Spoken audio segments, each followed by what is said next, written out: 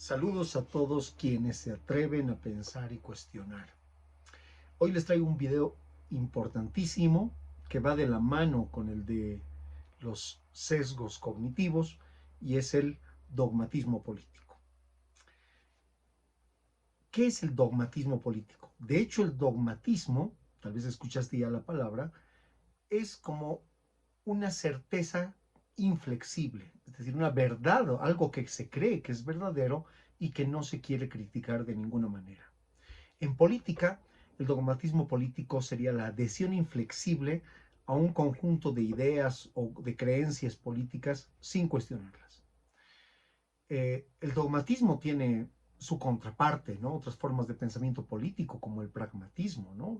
Es decir, los que pueden flexibilizarse en función de la situación. Obviamente el pragmatismo también tendrá sus problemas, porque hay gente que es excesivamente pragmática, es decir, hace lo que los demás piden simplemente para beneficiarse, digamos, de eso, ¿no? Y no plantean algo que sea provechoso. Entonces, ambos sistemas pueden tener sus problemas, pero el dogmatismo es altamente pernicioso y les explico por qué.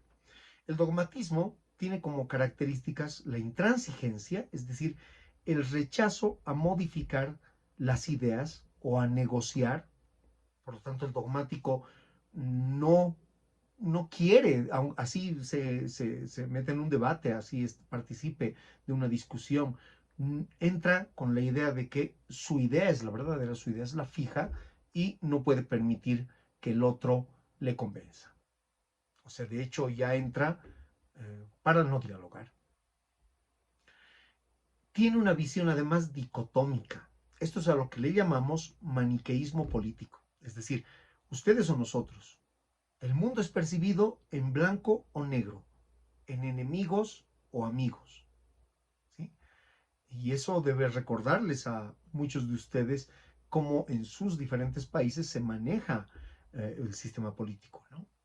Es decir, oficialismo, oposición. O sea, y las cosas cuando se dicotomizan mucho en un país, por ejemplo, cuando hay solo dos visiones, pues atentan contra la propia democracia porque nos privan de diferentes opciones que podrían convencer a algunas personas. A mí me parece muy interesante más bien cuando un parlamento se llena de diferentes visiones, tal vez les cueste mucho ponerse de acuerdo, pero si es que hay sinceridad en muchas de ellas, pues sacaremos, digamos, beneficio los ciudadanos de esa discusión, ¿no?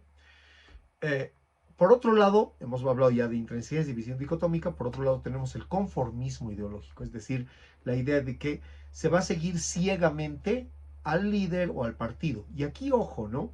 Hay el dogmatismo de los líderes, es decir, de los propios políticos, y a veces este dogmatismo es sincero, es decir, es una idea, una creencia sincera en que la propuesta que tienes es la mejor.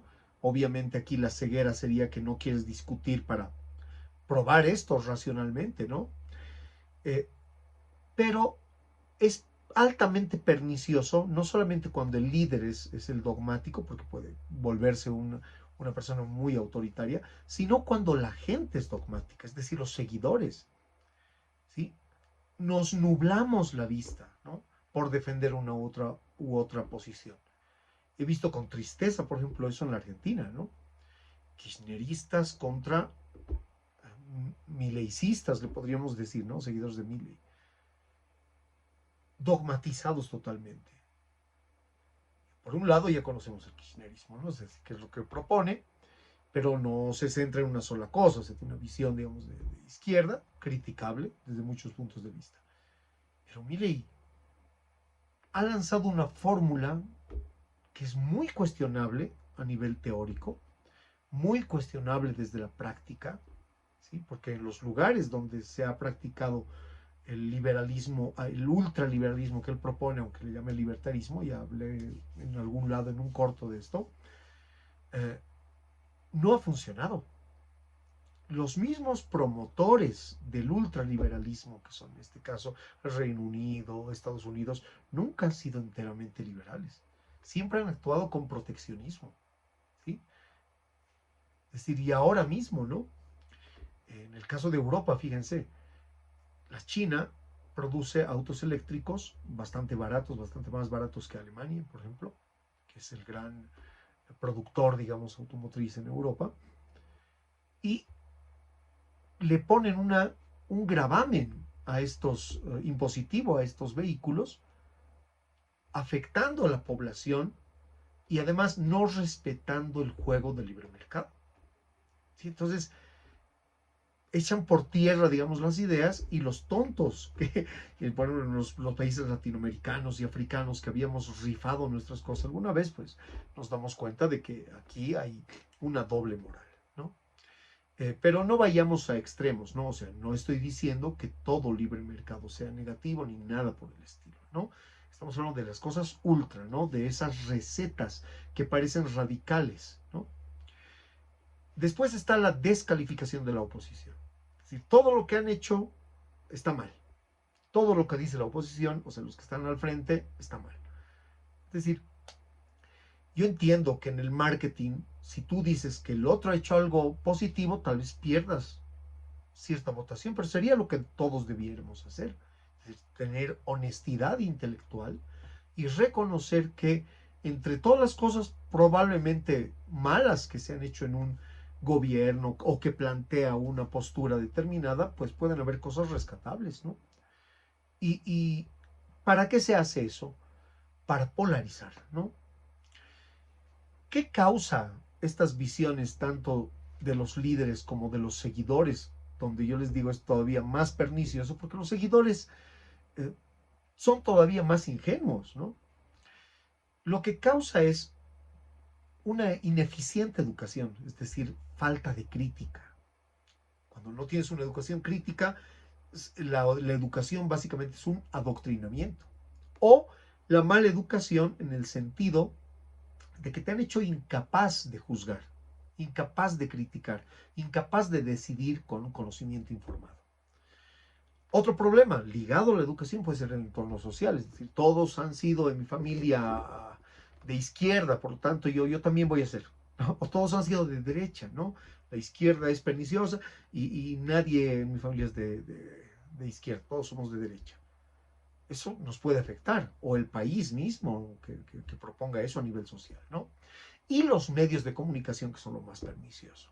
Lastimosamente, las grandes cadenas que uno piensa que son independientes y demás, responden a intereses económicos y a intereses políticos. El poder económico y la política están muy casados. Y hay gente a la que le interesa que pienses de un modo, ¿sí? Que no haya influencia. La censura de guerra uno la entiende hasta cierto punto, ¿no? Pero ya mentir descaradamente, ¿no? O evitar que te llegue cualquier tipo de razonamiento, incluso histórico o intelectual, eso ya es una barbaridad. Se han sacado a muy buenos intelectuales de los medios de comunicación en Europa, por ejemplo, a título de censura. Eso no tiene nada que ver. El pensamiento debe ser libre, ¿sí? Aquí en Rusia, en cualquier parte, en la China, en cualquier parte. Ahora uno dirá, entonces, ¿por qué no te metes con los chinos rusos? Yo vivo aquí, digamos, en una área de influencia occidental. Los críticos de China y de Rusia, ¿no? Deberían hacer lo mismo que estoy haciendo y estoy seguro que lo hacen y lo han hecho, ¿no? Algún rato podemos hablar de eso. Pero debe haber crítica en cualquier parte, o sea, no podemos poner los ejemplos fáciles, ¿no? Y decir, entonces métete con... No, ya estás actuando dentro de este esquema. Y has definido que unos son malos, otros son buenos y estás dentro del esquema. Por eso la educación es importantísima. Después, otra causa es la búsqueda de certeza, especialmente en época de crisis o en contextos de incertidumbre política, cuando no sabemos qué va a pasar, nos podemos volver dogmáticos, ¿no? Es decir, agarrar cosas como verdaderas sin haberlas pasado, digamos, por la criba de la razón, ¿sí? Vuelvo a citar el ejemplo de Mili porque es un ejemplo reciente en Latinoamérica, ¿no? En muchos países, lamentablemente, donde tampoco hay gran educación ni discernimiento y además hay crisis, pues la gente igual quiere clonar Mileys por ahí porque les gusta esa fuerza histriónica, ¿no? Es decir, no se ponen a pensar en todo lo que podría pasar, ¿sí? No digo que no se vote por él, pero si lo he razonado muy bien, si le he dado tiempo, he investigado qué es esto que él está mencionando, tal vez pueda votar por él, no sé si me parece adecuado, pero dedicarse simplemente a ver titulares en YouTube o cosas por el estilo, bueno, pues es una barbaridad, ¿no? O sea, no podemos votar así. Después, por el otro lado, al revés, el miedo al cambio, ¿no? En regímenes que se han vuelto dogmáticos, es decir, nosotros somos la solución y siempre vamos a ser la solución. Muchos de ellos no quieren perder el poder, ¿sí? Y asustan a la gente con el cambio, ¿no? Y los vuelven dogmáticos porque les interesa sostener ese poder. ¿Qué ejemplos históricos tenemos? Históricamente, el stalinismo, por ejemplo, se ha vuelto dogmático, ¿no? El liberalismo, ¿no? Hasta el crash del 29, la mano invisible, ¿no? Es decir, el mercado se autorregula y todo eso hasta que viene la crisis del 29 y no se autorregula al parecer, ¿no? Pero viene otro movimiento, el keynesianismo, que funciona igual al estilo dogma hasta que llega la estanflación del 73 y otra vez al neoliberalismo para después retornar el 2010 con otra crisis al keynesianismo. Y aquí hay una cosa curiosa, deberíamos haber aprendido de esto y ver que en ciertos contextos una fórmula puede funcionar y en otros contextos otra. O, digamos, equilibrar estas fórmulas, ¿no? Pero salen los defensores a ultranza todo el tiempo. A la gente le gusta eso también, ¿no? Si buscamos peleas telenovelescas, ¿no? Los malos y los buenos, ¿sí? Queremos ver el mundo así, es una pena. Nos perdemos la oportunidad de escuchar, nos perdemos la oportunidad de otras opciones. Y recientemente, ¿no? Hay que hacer como Bukele, exactamente. No, Bukele está en un contexto político determinado y le ha propuesto soluciones determinadas. No se les puede copiar simplemente. Se podrá hacer algo que tenga el mismo efecto, qué sé yo, ¿no? Hay que analizar cada contexto, cada realidad. ¿Sí? Lo de Milei también parece dogmático, ¿no? Tú le preguntas a la gente que lo sigue, que está con sus banderitas, ¿sabe usted qué está haciendo? Es decir, ¿conoce las medidas? ¿Sí? ¿Sabe qué es esta ideología? La mayoría no sabe nada, absolutamente nada. Les gusta esa idea de que nos representa porque expresa la rabia, ¿no? El dolor. Y bueno, ahora que ha pasado tiempo y los números siguen mal, pues sigue acusando, ¿no? Ya él ha asentado una idea, hay que acusar a los del pasado, vamos a seguir. Es decir, el efecto del pasado era tan malo que todavía va a seguir, ¿no? Tal vez unos 4 años. Hay muchos ejemplos que podemos utilizar para ver el dogmatismo, ¿no? Es decir, son ideas a veces simples. En mi país, por ejemplo, ha habido una crisis en 2019 y de ahí salen dos vertientes. Durante un tiempo tuvieron mucha fuerza, los pititas y los masistas, ¿no? Los masistas por el partido de Evo Morales, que ahora está en disputa, digamos, con otra facción que se ha dividido de alguna manera. Pero en una época yo no podía hablar con nadie porque trato de ser equilibrado. Yo veía buenas jugadas, digamos, del partido gobernante y algunas cosas en las que lo hizo muy mal, ¿no? Pero era muy difícil porque si yo discutía con los pititas me decían masista y si discutía con los masistas me decían pitita y nadie me reconocía diciendo, oye, realmente estás equilibrando, ¿no? Creo que no estás en ninguno de los dos lados, a pesar de que yo les decía, no me creían. O sea, tenías definitivamente que negar al otro, aplastarlo, odiarlo, y era la única forma de que entendieran que estabas de su lado de alguna manera, ¿no? Yo estoy del lado de la razón nada más. Es decir, trato de estudiar, puedo equivocarme 1000 veces, pero hay la intención de conocer, la intención de buscar, ¿sí? Hechos, datos, ¿no? Comparar y tomar decisiones informadas. Eso es lo que esperaría yo de cualquier persona con voluntad política y eso tiene que ser cualquier ciudadano. ¿Qué consecuencias trae el dogmatismo político? Trae 3 consecuencias terribles. La polarización social y política. Es decir, la polarización social es lo que les acabo de describir en la Argentina o en Bolivia, ¿no? En mi caso. Es decir, gente que se odia porque no estás apoyando al otro. Así no sepas nada, es decir, tal vez no puedes ni discutirlo, no lo entiendes, pero lo odias, o sea, necesitas pertenecer. No son equipos de fútbol, yo les diré que soy dogmático en el caso de mi equipo, el de Strongest, ¿no? De Bolivia. Si mi equipo pierda, gane, esté así o así, yo lo voy a apoyar siempre. Pero no podemos jugarnos así con el país, ¿no? No podemos jugarnos así con el destino de la gente, ¿sí? Y la polarización política, que está casada, ¿no? De la polarización social. A los que están en la polarización política, a los dos grupos contrincantes, les conviene eso, así nadie escucha a los que están proponiendo otras cosas. En sistemas, por ejemplo, así bastante marcados como en Estados Unidos, es triste que no se escucha la propuesta de otros partidos que hay en Estados Unidos y que tienen ideas interesantísimas, ¿no? Para un Estado, para un nuevo gobierno. A fin de cuentas, parece que a muchos les conviene, muchísimos, primero a los dos partidos, pero a otros por detrás, que siga habiendo esa polarización, ¿no? Que ahora está muy agudizada.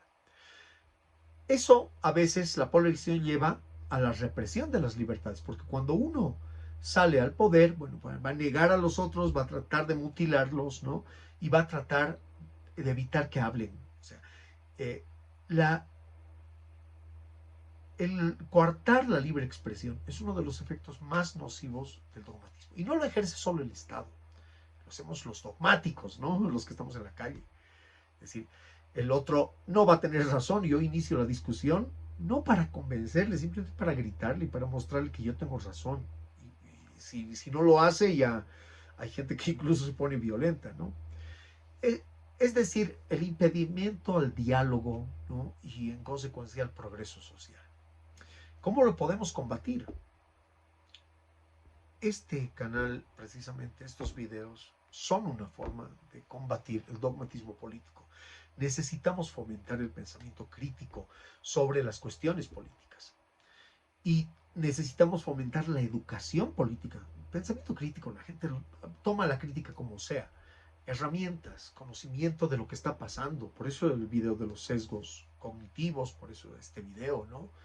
Necesitamos que la gente tome decisiones informadas, necesitamos método, ¿sí? Eh, no decidas rápidamente, jamás. Duda de todo lo que se dice, busca datos, discute con otras personas y trata de mostrarles que necesitamos discutir de forma abierta.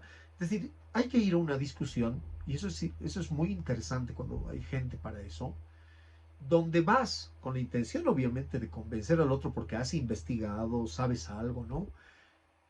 Pero también con la disposición a ser convencido. Si no hay esas condiciones, no hay diálogo, no es posible. Entonces, fomentamos el pensamiento crítico y fomentamos el pluralismo y la apertura al debate, ¿no? Importantísimo. En ese sentido, también el papel de la tolerancia es vital, ¿no? Y el respeto a la diversidad de opiniones. Sí, al final de cuentas, uno puede decir si es que al final crees que el otro no te ha dado datos suficientes para convencerte y tú tampoco lo haces con el otro. Bueno, estamos de acuerdo, estar en desacuerdo, ¿no? Agree to disagree, dicen en Estados Unidos, y me parece un buen método para calmar las aguas, digamos, si al final hay esto, ¿no? Pero seguir investigando, tal vez el otro me ha dado ideas que debo verificar, ¿no? Entonces, suspende el juicio. No directamente digas, no estoy de acuerdo, porque eso va a actuar como sesgo en tu contra. Es decir, vas a tener que defender eso, te vas a volver un dogmático, una persona intolerante y despreciable, digamos, a nivel de sociedad, ¿no? Es terrible. Entonces, evitemos el dogmatismo, ojalá lo podamos desaparecer en algún momento, porque necesitamos sociedades democráticas y saludables. ¿Y qué significa la democracia saludable? Es la democracia en la que gobierna el pueblo, pero para el beneficio del pueblo. Si tenemos actitudes dogmáticas, nos perjudicamos a nosotros mismos. ¿Sí? ¿Y a quiénes beneficiamos? A esos que buscan esta forma facilona de hacer política. ¿Sí? A los comerciantes de la política, a los que arman candidatos. Es muy fácil armar candidatos si tú no piensas, si eres dogmático. ¿Sí? Basta unas cuantas ideas, ¿no? De YouTube, todos buscan esas ideas radicales, cosas cortitas. Hay que deshacerse de lo fácil.